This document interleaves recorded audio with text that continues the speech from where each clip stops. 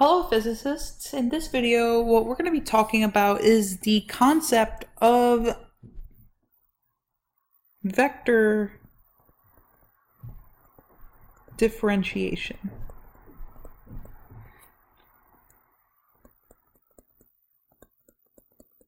Vector differentiation, okay? Now, before we begin with how we take a derivative of a vector, first we need to know about a vector function.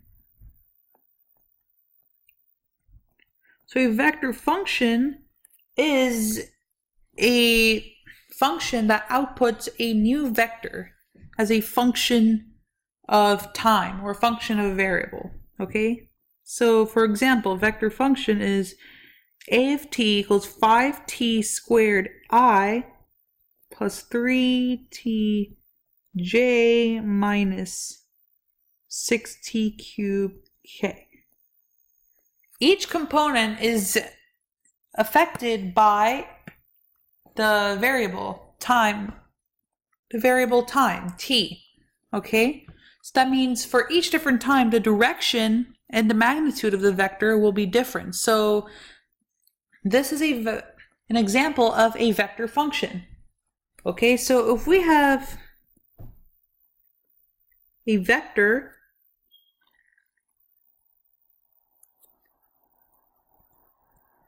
expressed as a function of t, so ax of t I plus ay of t j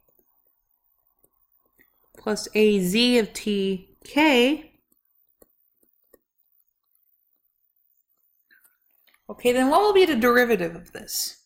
Okay, so the ax of t, ay, and t, and az of t are separate functions. Okay, they're separate functions that give you the amount of the x, y, and z components of the vector. So how will we take the derivative of this entire vector? Okay,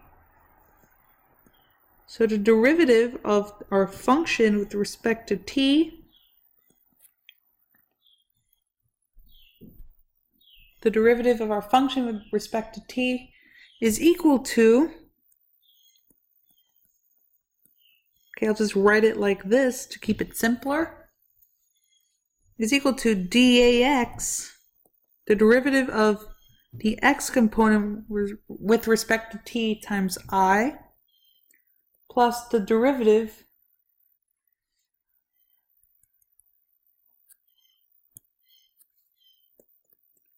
with respect to ay, with the respect to t of ay times j, plus the derivative with respect to with respect to t of az times k.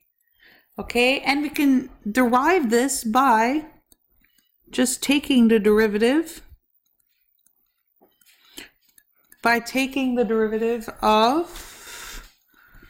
of each individual term. Okay, so you can take the derivative of each individual term and we get this answer. The derivative of a vector function a with respect to t is equal to dax dti plus day dtj plus daz dtk. Now the derivative of vector function, as you can see with I, j, and k here, is also a vector. Okay? And luckily for us, for vector functions, the differentiation rules are pretty much the same thing. Okay, so here is the derivative of a vector function. Okay, and here are the rules. So if I want to take the derivative of a sum of two vectors, just like in normal calculus, the derivative of a with respect of a plus b equals the derivative of a plus the derivative of b. Same thing for a difference.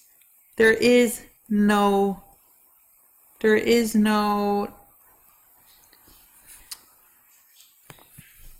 there's nothing different between derivatives of vector functions and derivatives of your normal functions. Now, for derivatives of products, if I want to take the derivative of a dot product, A dot B, what would it be? So the derivative of the dot product is just the product rule for regular derivatives. Okay, it's the derivative of the first function dot B plus A times the derivative of B. So it's just your normal product rule. The same thing applies for the cross product, although you do have to be careful because, as you might remember, the cross product does not commute. So the order has to be maintained if you want the derivative to be correct. So the derivative of A cross B is equal to the derivative of A cross B plus A cross the derivative of B. All that was with respect to t. And those are all the basic rules. Okay, the sum rule, the difference rule, and the product rule all remain the same way. They're all the same. So let's actually do an example. Let's do an example. Let's say we have a vector function, A